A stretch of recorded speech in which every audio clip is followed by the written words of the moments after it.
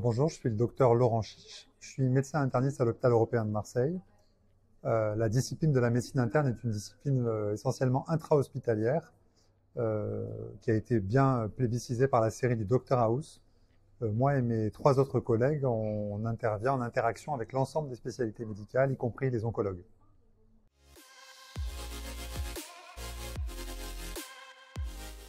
Alors Immunhelp, comme son nom essaye de l'indiquer, c'est une volonté d'aider l'ensemble des spécialistes, notamment oncologues, à manipuler le système immunologique des patients, avec notamment une classe de médicaments tout à fait révolutionnaire, que sont les immunothérapies du cancer.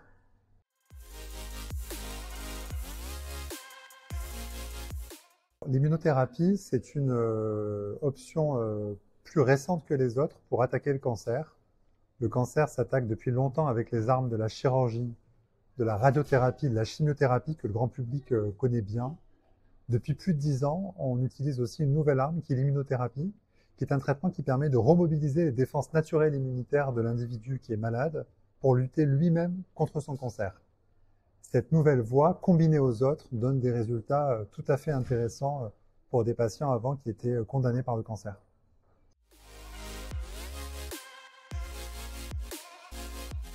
Le concept de l'immunothérapie, c'est de stimuler le système immunitaire.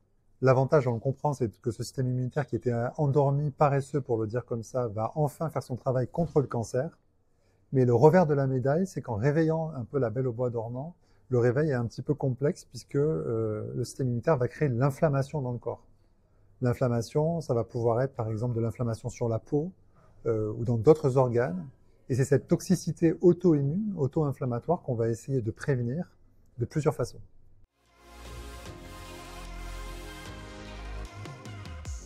Le patient va être un acteur essentiel pour détecter lui-même les toxicités éventuelles.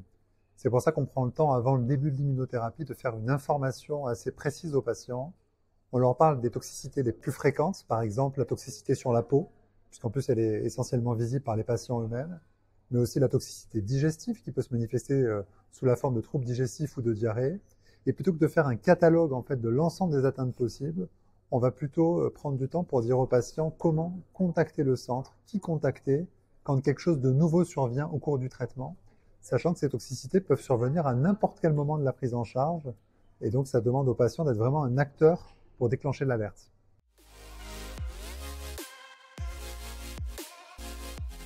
Avec l'ensemble des soignants impliqués au niveau médical et paramédical, on a effectivement développé à tous les niveaux du parcours de soins des outils pour pouvoir dépister ces toxicités et aider les patients à être pris en charge le plus rapidement possible.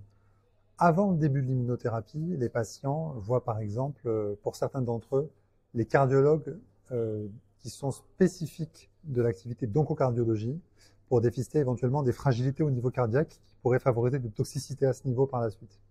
On va aussi faire une certaine information aux patients sur les principales toxicités. L'outil de la télésurveillance au cours du suivi entre les perfusions à domicile est un outil aussi qui est mis à disposition de nos patients. Enfin, pour les infirmiers et les infirmières, au moment de la perfusion, ils ont un certain type de questions et de screening à faire au niveau du patient pour dépister des toxicités qui sont tout à fait débutantes et alerter leurs oncologues.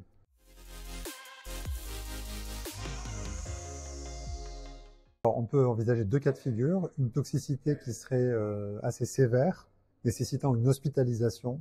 Le patient va être rapatrié dans le service d'oncologie et là, à son chevet, on va convoquer les spécialités qui sont impliquées. Selon les organes touchés par la toxicité, on a la chance à l'hôpital européen de disposer d'un plateau technique, mais d'avoir toutes les spécialités médicales.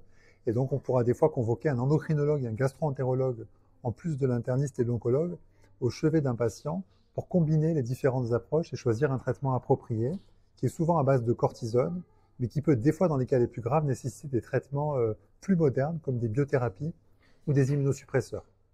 En cas de toxicité beaucoup plus faible en termes de sévérité, les choses peuvent se gérer en ambulatoire avec un contact rapproché avec l'équipe et le patient qui est déjà muni de certaines ordonnances de traitement symptomatique, par exemple contre les démangeaisons ou contre la diarrhée.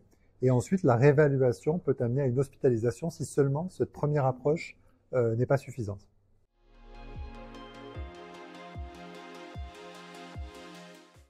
Alors, les immunothérapies du cancer sont vraiment un outil merveilleux pour les patients atteints de cancer, mais les toxicités qu'on a évoquées peuvent être multiples et toucher la plupart des organes du corps.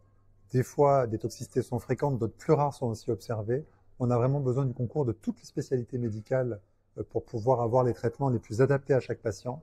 Et c'est une chance d'avoir l'ensemble de ces spécialités au sein de l'hôpital. Du côté paramédical, l'effort de dépistage de ces toxicités au plus précoce se fait dans la relation avec le patient par des professionnels de santé, notamment nos infirmières en service d'oncologie et de chimiothérapie qui sont formées à les dépister, ces effets secondaires. Et enfin, les aspects digitaux de télésurveillance qui sont maintenant proposés à nos patients permettent de combler le gap dans les moments où le patient est en dehors de l'hôpital et quand même pouvoir recevoir des signaux d'alerte de sa part le plus facilement possible.